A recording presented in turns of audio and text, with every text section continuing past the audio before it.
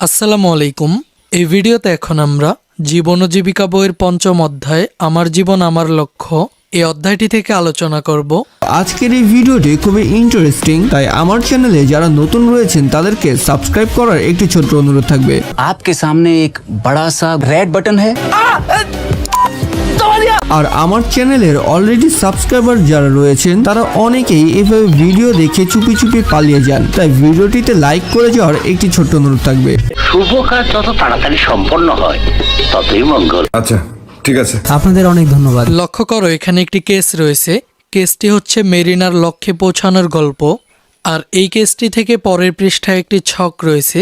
আমাদেরকে এই ছকটি পূরণ করতে হবে। আর এই ছকটির সমাধান করার জন্য কিন্তু আমাদেরকে এই কেসটি ভালো করে পড়ে নিতে হবে। তো তোমরা এই কেসটি ভালো করে পড়ে নিবে। আমি পড়ে সময় নষ্ট না করে আমি তোমাদেরকে শুধুমাত্র ছকটির সমাধান দেখিয়ে দিচ্ছি।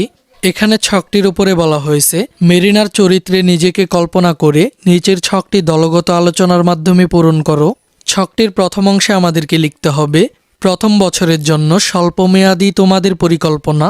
অর্থাৎ আমরা লক্ষ্যে পৌঁছানোর জন্য স্বল্পমেয়াদী যে পরিকল্পনাটি করব সেই পরিকল্পনাটি এখানে লিখতে হবে। এরপর এই অংশে পরবর্তী 5 বছরের জন্য অর্থাৎ মধ্যমেয়াদী তোমাদের পরিকল্পনা।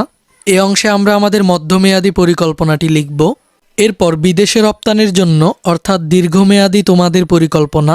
এই অংশে আমরা আমাদের দীর্ঘমেয়াদী পরিকল্পনাটি লিখব। এরপর সবশেষ এই অংশে উক্ত পরিকল্পনার একটি করে সামর্থ্য, দুর্বলতা, সুযোগ ও চ্যালেঞ্জ চিহ্নিত করো আত্মপ্রতিফলন। তো আমরা এই ছকটির একটি নমুনা উত্তরে চলে যাই। প্রথম বছরের জন্য অর্থাৎ স্বল্পমেয়াদী পরিকল্পনাটি হলো ডিমের খোসা সংগ্রহ করে ঘোড়া করে বিভিন্ন প্রতিষ্ঠানে বিক্রি করা। এরপর পরবর্তী 5 বছরের জন্য অর্থাৎ মধ্যমেয়াদী পরিকল্পনাটি হলো ব্যবসায়ের পরিধি বড় করা, নতুন আধুনিক মেশিন সংস্থাপন। এরপর বিদেশে রপ্তানির জন্য অর্থাৎ দীর্ঘমেয়াদী পরিকল্পনাটি হলো মানসম্মত পণ্য তৈরি করা এবং ইন্টারনেটে বিজ্ঞাপন প্রচার করা, এতে বিদেশি ক্রেতাদের নজরে আসবে। এরপর সবশেষ উক্ত পরিকল্পনার একটি করে সামর্থ্য, দুর্বলতা, সুযোগ ও চ্যালেঞ্জগুলো হলো সামর্থ্য উদ্যোক্তা হওয়ার সামর্থ্য, দুর্বলতা মূলধন স্বল্পতা, সুযোগ জনসম্পদ, চ্যালেঞ্জ বিদেশি ক্রেতা। এরপর ছকটির নিচের এই অংশে তোমাদের পরিকল্পনাটি সম্পর্কে তোমার শ্রেণী শিক্ষক মন্তব্য করবেন। আচ্ছা ঠিক আছে। Bye bye tata good bye.